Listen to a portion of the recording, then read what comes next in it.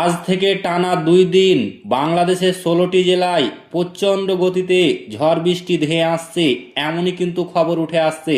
তো ফ্রেন্ডস, বাংলাদেশের কোথায় কোথায় শক্তিশালী ঝড় বৃষ্টি ধেয়ে আসছে এই ভিডিওতে আপনাদের বিস্তারিতভাবে জানিয়ে দেব।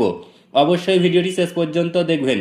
তার আগে আপনাদের কাছে ছোট্ট একটি রিকোয়েস্ট করছি, আপনি যদি আমাদের এই চ্যানেলটিকে এখনও পর্যন্ত সাবস্ক্রাইব করে না থাকেন, তবে এইরকমই নতুন নতুন ভিডিও সবার আগে দেখার জন্য অবশ্যই সাবস্ক্রাইব করে নেবেন।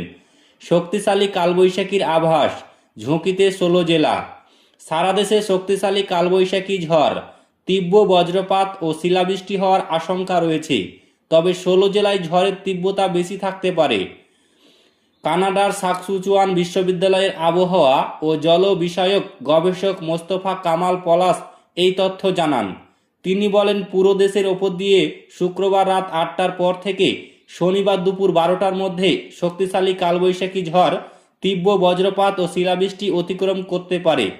তবে রংপুর, ময়মনসিংহ ও সিলেট বিভাগের 16 জেলার ওপর ঝড়ের তীব্রতা ও বড় আকারে শিলাবৃষ্টি হওয়ার আশঙ্কা অপেক্ষাকৃত বেশি। এদিকে বাংলাদেশ আবহাওয়া অধিদপ্তর এক বিজ্ঞপ্তিতে জানায়, শনিবার সকাল 9টার মধ্যে রংপুর, রাজশাহী, ঢাকা, ময়মনসিংহ, খুলনা ও সিলেট বিভাগের 2-1 জায়গায় অস্থায়ীভাবে দমকা হাওয়া ও বিদ্যুৎ চমকানো সহ বৃষ্টি ও বজ্রসহ বৃষ্টি হতে পারে। এছাড়া দেশের অন্যত্র আংশিক মেঘলা আকাশ সহ আবহাওয়া প্রধানত শুষ্ক থাকতে পারে। সারা দেশে দিন ও রাতের তাপমাত্রা সামান্য বাড়তে পারে। তো ফ্রেন্ডস, এই ছিল আজকের আবহাওয়া সংক্রান্ত বিগ ব্রেকিং নিউজ।